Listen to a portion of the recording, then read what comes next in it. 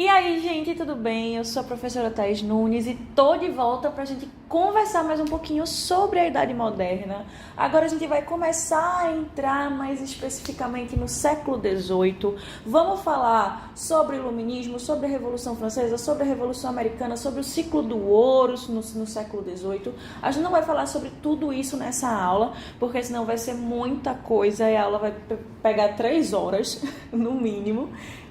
Mas vamos começar essa jornada de transformações, de questionamentos e de remodelações filosóficas, a começar pelo processo do Iluminismo, tranquilo? É importante vocês terem noção de que esse mesmo Iluminismo vai ser um período de muitas construções, inclusive construções do processo teórico de fato da história. Você pode até se perguntar se eu estou falando aqui de filosofia ou de história, mas lembre que são 2 momentos e 2 formas de entendimento diferentes desse mesmo assunto. Uma coisa que é importante você ter em mente é que vão ser os iluministas, por exemplo, que vão trazer para a gente aquela divisão temporal que a gente estuda hoje em dia. Por exemplo, começando pela pré-história,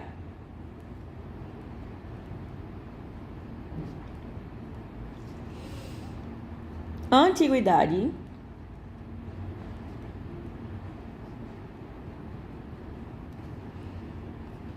idade média, idade moderna. Thaís, e a idade contemporânea, cadê ela? Por que tu não colocou? Gente, a gente ainda tá na idade moderna. A gente ainda tá vivendo os fatos da idade moderna a essa altura, então não tem como eles preverem que a idade contemporânea é contemporânea, porque não vai ser contemporânea a eles. O contemporâneo deles é a modernidade.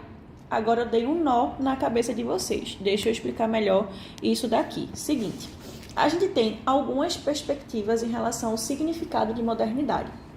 A modernidade da Idade Moderna, a modernidade da novidade, tranquilo, e a modernidade daquilo que é atual / contemporâneo.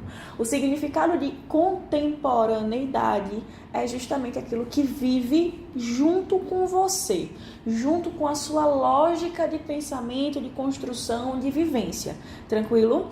Por isso que a gente vai ter essa perspectiva e esse pensamento. E um detalhe, vai ser a partir do Iluminismo que a gente vai ter a noção que a Idade Média é a Idade das Trevas.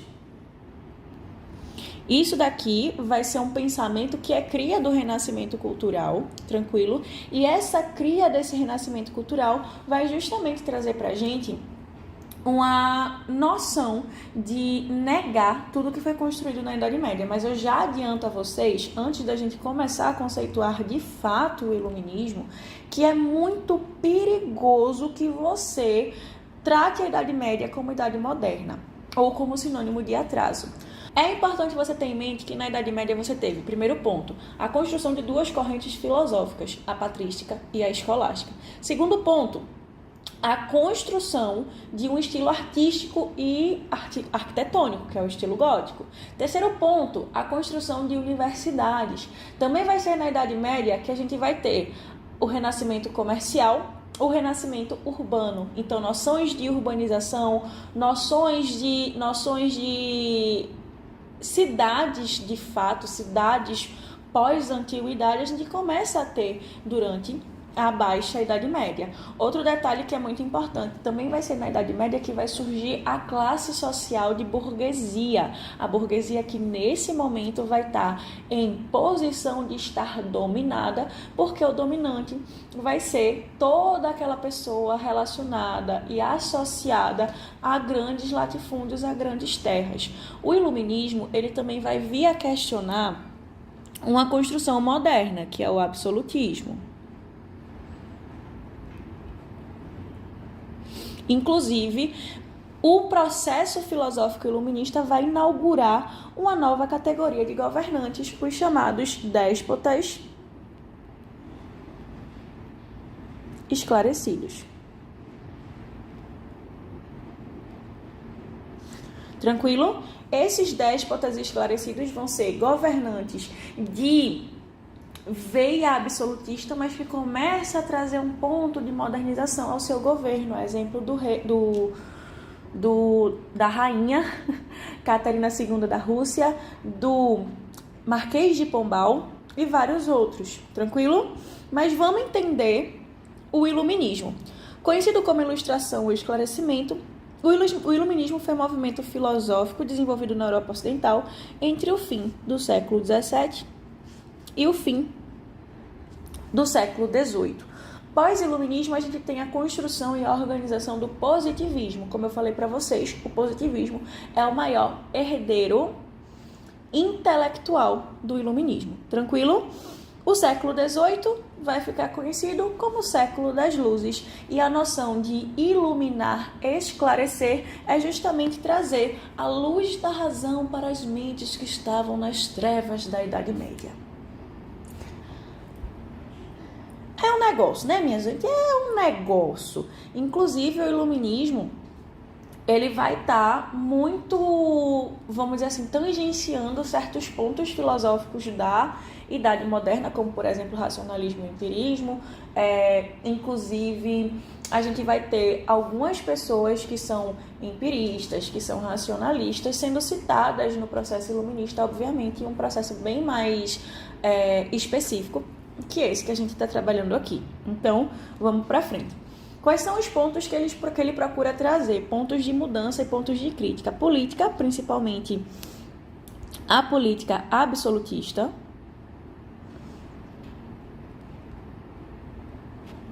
Cultura, principalmente a noção de uma cultura que não vai ser uma cultura que questiona, que busca, que pesquisa, certo?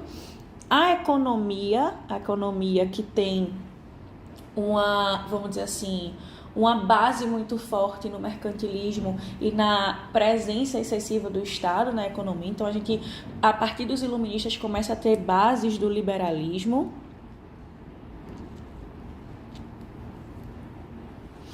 Que vai ser inspirado em um processo chamado de fisiocracia. E a sociedade mesmo, que ainda vai ser aquela sociedade estratificada que a gente conhece bem. Clero, nobreza, povo. Detalhe que essa sociedade que está sendo questionada, esse processo político que está sendo questionado, vai desaguar tanto na construção da Revolução Americana, como também na construção da Revolução Francesa. Essa mesma sociedade que vai ser questionada após a Revolução Francesa vai ser modificada.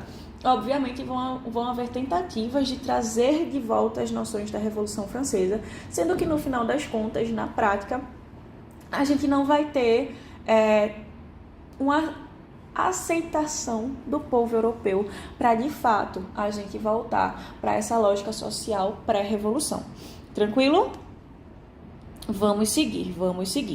Então, dentro do pensamento iluminista, o que é que a gente tem? A crítica ao antigo regime e à igreja, certo? Ao antigo regime, ou ancien regime, ou absolutismo apenas.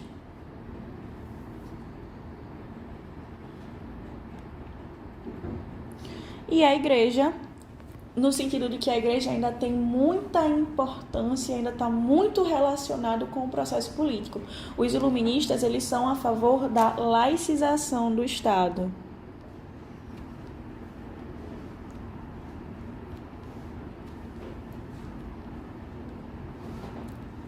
Inclusive, a noção de Estado laico vai gerar aqui no Brasil, já naquele período bem pertinho, logo após a proclamação da República, o fenômeno que foi Canudos, né? Que o Antônio Conselheiro, ele vai dizer que a República, ela é o governo consagrado ao diabo, porque era laico. Tranquilo? E ele era extremamente religioso. Temos a valorização da razão, certo? Mas Por valorização da razão, entenda que tanto no processo literário, artístico, como no processo de construção da sociedade mesmo, a gente vai ter alguns momentos que vão ser mais racionalistas, alguns momentos que vão ser menos racionalistas. Quando a gente pensa nessa razão, a gente pensa inclusive no processo de construção de uma ciência que está muito incipiente nesse momento, muito iniciante. Então a gente também pode relacionar isso à revolução científica. Tranquilo? Defesa da liberdade e da igualdade, mas a gente tem uma questão muito sensível em relação a isso, porque justamente essa defesa da liberdade vai ter um porém. E que porém vai ser esse? A gente vai defender a liberdade e a igualdade para todos ou apenas para os meus semelhantes? Esse vai ser um dos grandes pontos de crítica à Revolução Francesa, porque quando ela vai entoar o grito de liberdade, igualdade e fraternidade, a gente vai questionar quem é essa pessoa que vai estar pensada, que vai estar inserida nessa noção de liberdade, igualdade e fraternidade. Inclusive, esse questionamento é um questionamento trazido às colônias francesas, como, por exemplo, o atual Haiti, que vai fazer um processo de independência a partir de uma revolta de escravizados, né? Trazendo uma mudança total na ordem social do país, inclusive trazendo influências para o nosso processo brasileiro com a Conjuração Baiana. Tranquilo? Então, defesa da liberdade e da igualdade, mas aquele questionamento. De quem? Lembrando que a Revolução Francesa, lembrando que o iluminismo, ele vai abrir a voz para muitos dos burgueses que começam a estar mais à frente do processo intelectual. Tranquilo? E a noção de modernização, de crença no progresso e assim por diante. Alguns pensadores iluministas. O que é que eu quero que vocês tenham em mente quando a gente falar dos pensadores iluministas? Vocês vão ver que a gente vai ter alguns contratualistas. Algumas pessoas que vão falar, por exemplo, de justnaturalismo e justpositivismo, ou seja, direito natural, direito positivo, o direito das leis e os direitos que são seus e que são inalienáveis a você. Como, por exemplo, John Locke, que vai começar a trazer essa discussão. Então, John Locke, que é um empirista também,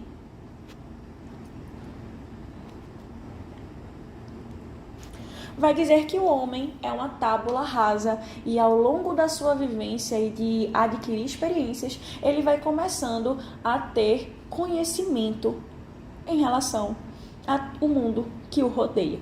Tranquilinho? Ele vai ser um contratualista, certo? Mais uma vez, por favor.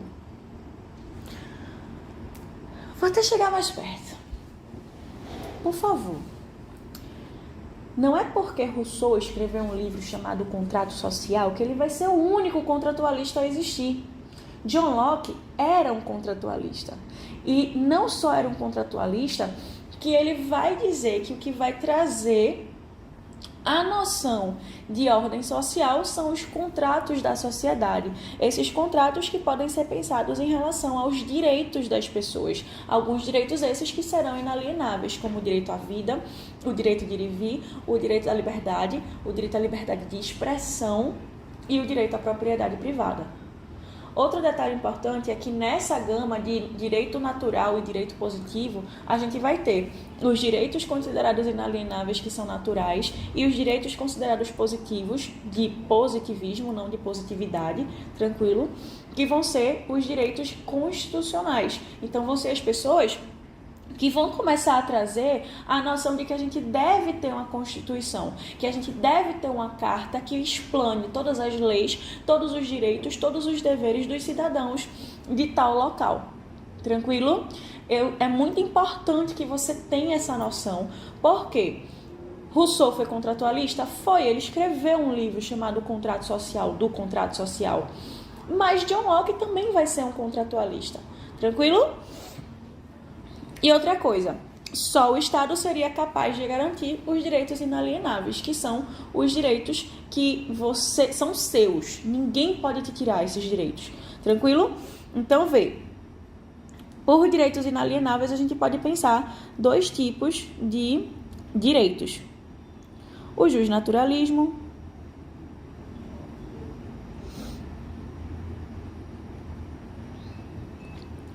e o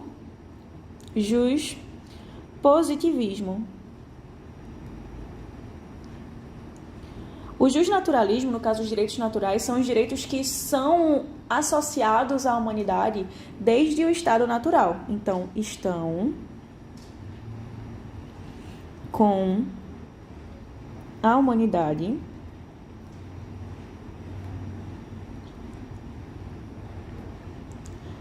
desde o estado de natureza.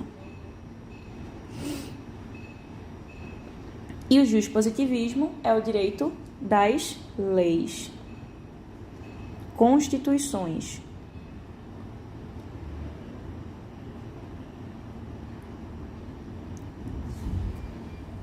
Vamos seguir. Montesquieu, que ele vai trazer, apesar de ser um barão, né? Apesar de ser beneficiado pela monarquia de certa forma, a noção de que o poder deve ser partido, ou seja, o poder não deve ser absoluto nas mãos de uma única pessoa que vai executar, legislar e julgar. Não. Uma pessoa deve executar, uma pessoa deve legislar, uma pessoa deve julgar. Imagina o cara que tem poderes plenos e absolutos nas mãos não gostar de você. O que é que vai acontecer com você, meu bom? Muitas vezes a gente tem uma imparcialidade de julgamento. Então, isso vai trazer uma problemática que Montesquieu vai dizer que vai ser resolvida com a divisão dos três poderes, em executivo, legislativo e judiciário. Algumas das constituições que vão surgir já nessa perspectiva de divisão dos três poderes, mas outras constituições, como a do Brasil em 1824,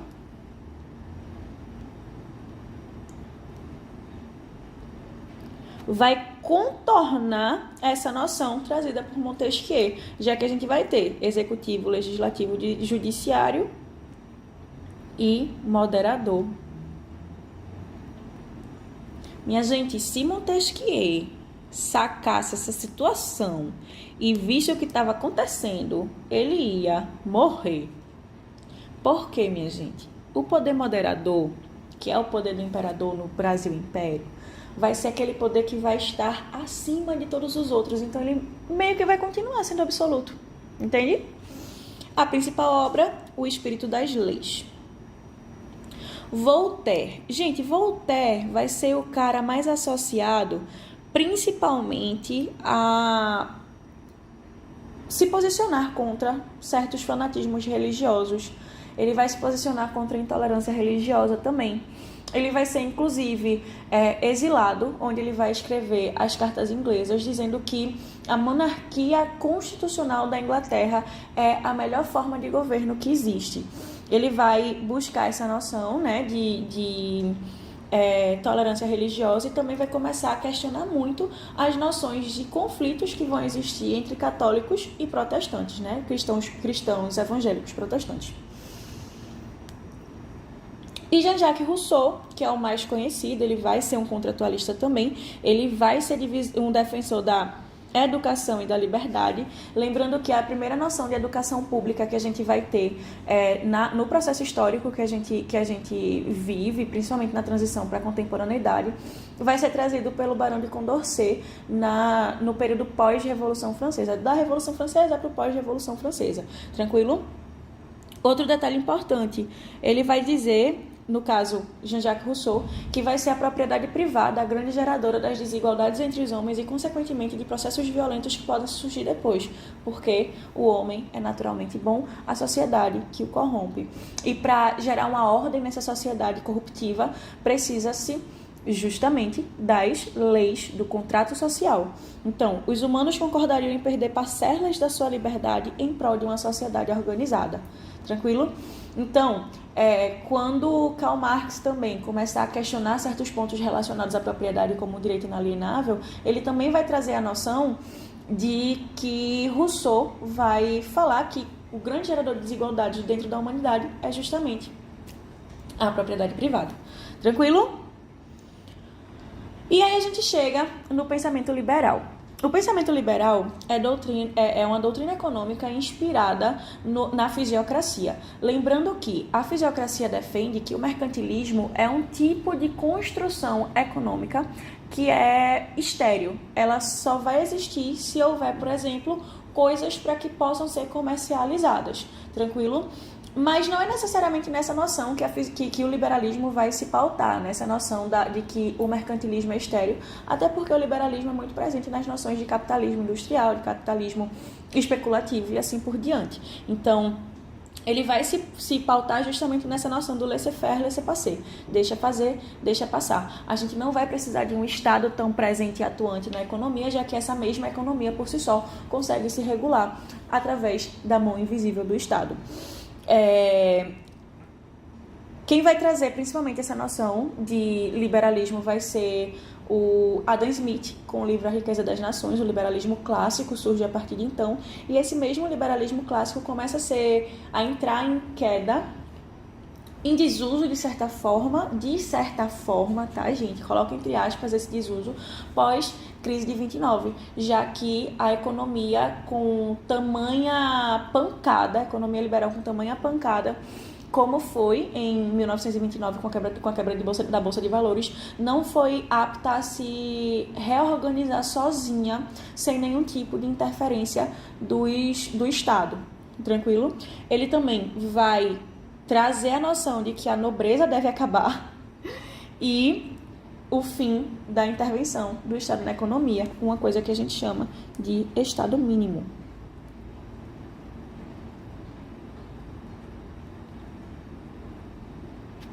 Tranquilo? E é isso, gente. Essa foi a aula sobre iluminismo. Conversamos também um pouquinho sobre liberalismo. Falamos sobre alguns pensadores que são importantíssimos. Inclusive, podem ser algumas autoridades polifônicas poderosíssimas para você usar na sua redação do Enem. Um beijo no seu coração. Compartilha com seus amigos e até a próxima.